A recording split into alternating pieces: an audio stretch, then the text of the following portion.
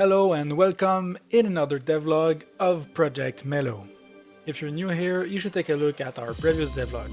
The link are in the description. So, in this episode, I will share with you the latest update of the project and show you a little bit more how it's made. I know how it's important to look at people playing my game, so I started the week by inviting one of my close friends to play the actual build. I was confident that the build was bugless, but I was totally wrong. By playing normally, he found right at the start 2 bugs with the inventory item placement. He also found a crash when unequipping a weapon and trying to trigger an attack at the same time. He found one other bug with the backpack inventory, and he found one last with the camera that is able to go through collision when the character is stuck to a wall. So after his playtests, I was a little surprised to have that many bugs. I wrote them all on a paper and spent the beginning of the week fixing the game. After that, I sent him a new build and fortunately everything looked good without any other issues. With those bugs fixed and a stable build, I was now able to implement new things in the game. I started by implementing one of the recommendations my friend gave me, which was to add a feedback when the inventory is full and we are trying to pick up an item on the ground. Before, nothing was happening and it felt like a bug. So I looked at games that are using a similar pickup system and I ended with reusing the item spawn animation as feedback. I will probably make a custom animation for that in the future, but it works fine for now. After that, I started to implement the player personal storage. I'm happy with the result. As you can see, we can open it with the mouse when the player is close enough. When we are too far from the chest, it automatically closes. It also closes if we are pressing the X button or if we click again on the chest. Now let's see how it works. I didn't make a system to interact with objects with the mouse yet, so I started by doing that.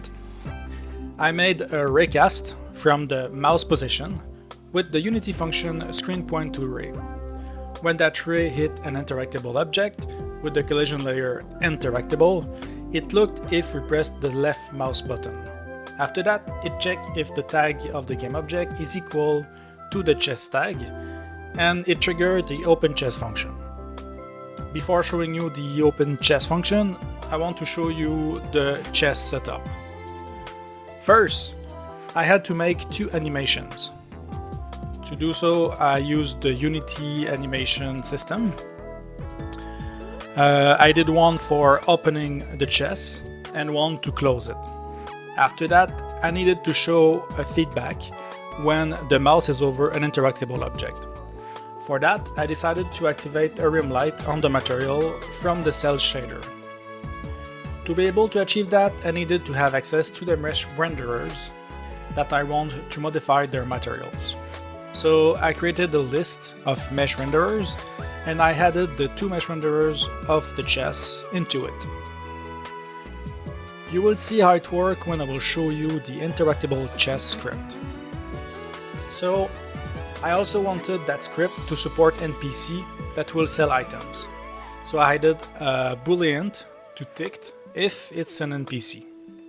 I also added a reference to the game object of the UI window of the inventory I need to open and close when we click on it. Now that the setup is done, I had to make it work. So there is the interactable chest script. When the ray is over the interactable object, it triggers the function active rim light shader. This function is using the stored mesh renderers to find the instance of the materials and activate the rim light on them. When we click on the chest, we are triggering the function open chest. As you can see, if it's not an NPC, it triggers the animation, and if it's an NPC or not, it set active the inventory window. And it's pretty much it for the chest. If you want to know how I did something else, let me know in the description. I will try to show it in the next episode.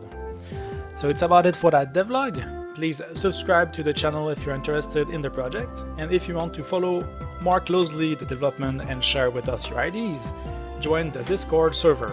The link is in the description below. Thanks for watching, and we hope to see you in the next devlog.